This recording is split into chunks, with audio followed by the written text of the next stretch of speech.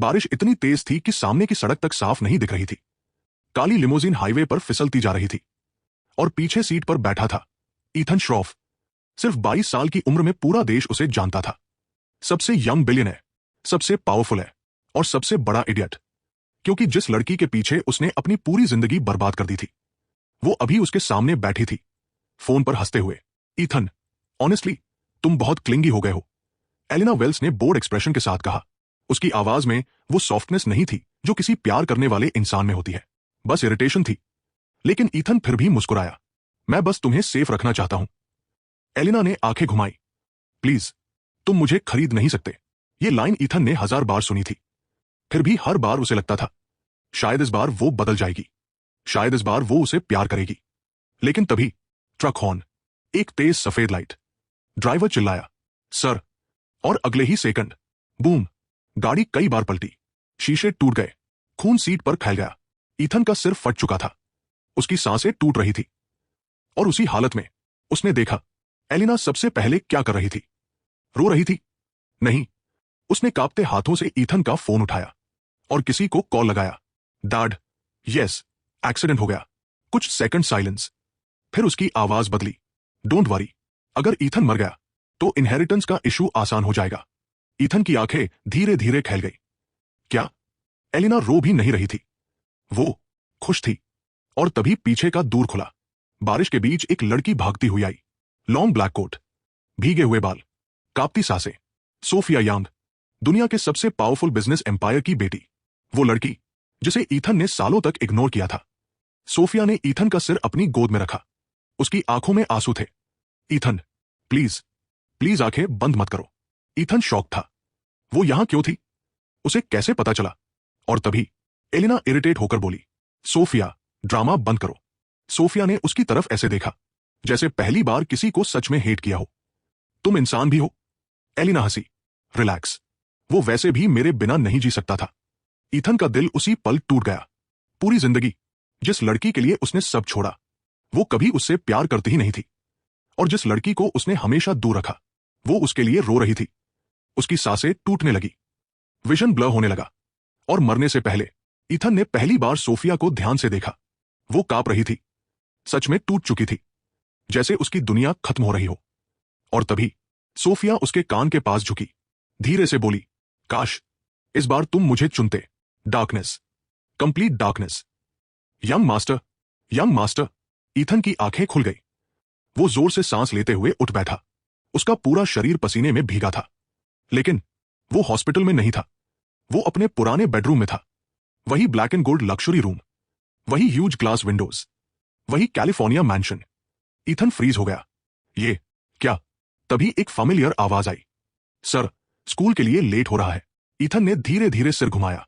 दरवाजे के पास खड़ा था उसका पुराना बटला, लेकिन वो तो 3 साल पहले मर चुका था। ईथन के हाथ कांपने लगे। उसने तुरंत फोन उठाया। डेट देखकर उसका दिल रुक गया। 7 सितंबर, 5 साल पहले, उसकी मौत से पहले, उसकी जिंदगी बर्बाद होने से पहले। ईथन की सांस अटक गई। मैं वापस आ गया। उसका दिमाग घूम रहा था। फिर अचानक मेमोरीज फ्लैश होने लगी। एलिना, मैनिपुलेशन, ह्यूमिलिएशन, उसके नाम पर पैसे उड़ाना, उसे इस्तेमाल करना, और अंत में उसकी मौत। ईथन का एक्सप्रेशन धीरे धीरे बदल गया। उसकी आंखों की सॉफ्टनेस गायब हो गई। पहली बार उसके चेहरे पर कोल्डनेस आई। तभी उसका फोन वाइब्रेट हुआ। स्क्रीन पर नाम दिखा, एलिना कॉलिंग। पहले ईथन उस रिंगटोन पर स्माइल करता था, आज उसे घिन आई। कॉल उठाते ही एलिना की आवाज आई, ईथन, तुम कहां हो? मैंने कहा था ना मुझे लेने आना। लेकिन इस बार ईथन चुप नहीं रहा। उसने कोल्ड वॉइस में कहा, ड्राइवर भेज दूंगा। साइलेंस। व्हाट? मैं बिजी हूं। एलिना हंस पड़ी। फनी मत बनो, जल्दी आओ। पहले वाला ईथन तुरंत भागता, लेकिन अब एलिना, उसने फ्लैट वॉइस में कहा, तुम इतनी इंपॉर्टेंट नहीं हो। और उसने कॉल काट दिया। पूरा रूम साइलेंट हो गया। बटलर तक शॉक था, क्योंकि देश में पहली बार ईथन श्रॉफ ने एलिना वेल्स की बात नहीं मानी थी।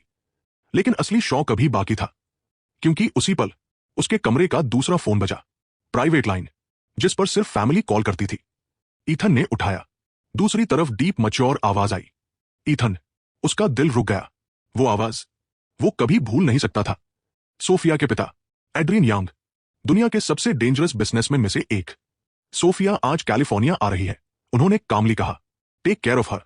ईथन फ्रीज हो गया, क्योंकि उसे अचानक याद आया, आज वही दिन था जब सोफिया पहली बार उसके घर वापस आने वाली थी। वही लड़की जिसे उसने पिछले टाइमलाइन में इग्नोर किया था, वही लड़की जो उसकी मौत पर सबसे ज्यादा रोई थी। और तभी उसके दिमाग में एक ब्रोकन मेमोरी फ्लैश हुई। छोटा ईथन, छोटी सोफिया, बारिश, एक लिटिल प्रॉमिस। जब हम बड़े होंगे ना, मैं हमेशा तुम्हारे साथ रहूंगा। ईथन अचानक सिर पकड़कर बैठ गया। क्यों उसे ये सब अब याद आ रहा था? और सबसे बड़ा सवाल, अगर सोफिया सच में उससे इतनी प्यार करती थी तो उसने कभी बताया क्यों नहीं? लेकिन जवाब उसे जल्दी मिलने वाला था, क्योंकि उसी शाम जब ब्लैक लक्सुरी कन्वॉय मैंशन के बाहर रुका और दूर खुला, ईथन ने पहली बार उसे देखा। Black dress, cold expression, beautiful, almost unreal, लेकिन उसकी आंखें थकी हुई थी, जैसे वो पहले ही बहुत कुछ हार चुकी हो। सोफिया धीरे धीरे उसकी तरफ चली। कुछ सेकंड दोनों बस एक दूसरे को देखते रहे, और फिर सोफिया ने हल्की सी मुस्कान दी, हाय एथन। लेकिन अगले ही सेकंड उसकी नजर ईथन के हाथ पर गई। वही ब्रेसलेट, वही चाइल्डहुड ब्रेसलेट जो उसने सालों पहले उसे दिया था। सोफिया की आंखें हल्की कांप गई। तुमने इसे अभी तक संभाल कर रखा है? ईथन नीचे देखने लगा। उसने कभी नोटिस ही नहीं किया था। उसका दिल अचानक भारी हो गया, क्योंकि पिछले टाइमलाइन में उसने कभी यह समझने की कोशिश ही नहीं की कि सोफिया उसे क्यों देखती रहती थी। और तभी पीछे से आवाज आई, एथानन, एलिना। वो भागते हुए आई और सीधे ईथन का हाथ पकड़ लिया। तुमने मेरा कॉल इग्नोर क्यों किया? फिर उसकी नजर सोफिया पर गई और इंस्टेंटली उसके चेहरे पर फेक स्माइल आ गई। ओह, सो दिस इज सोफिया। लेकिन सोफिया ने उसका हाथ तक नहीं मिलाया, बस कामली पूछा, हु इज शी? ईथन कुछ सेकंड चुप रहा। पहले टाइमलाइन में वो प्राउडली कहता, she is the girl I love. लेकिन इस बार उसने एलिना का हाथ धीरे से हटाया और फ्लैट एक्सप्रेशन में बोला, कोई नहीं। साइलेंस। एलिना का चेहरा उतर गया। सोफिया भी शॉक थी। और उसी पल पहली बार स्टोरी बदल गई। उस रात ईथन अपने रूम में ओल्ड फाइल्स देख रहा था। तभी उसे एक हिडन फोटोग्राफ मिली। उसमें छोटा ईथन और छोटी सोफिया साथ बैठे थे, लेकिन पीछे एक और इंसान खड़ा था, धुंधला चेहरा, और फोटो के पीछे लिखा था, अगर ईथन को सच याद आ गया तो उसे मार देना। और नीचे सिग्नेचर था, एथन्स फादर।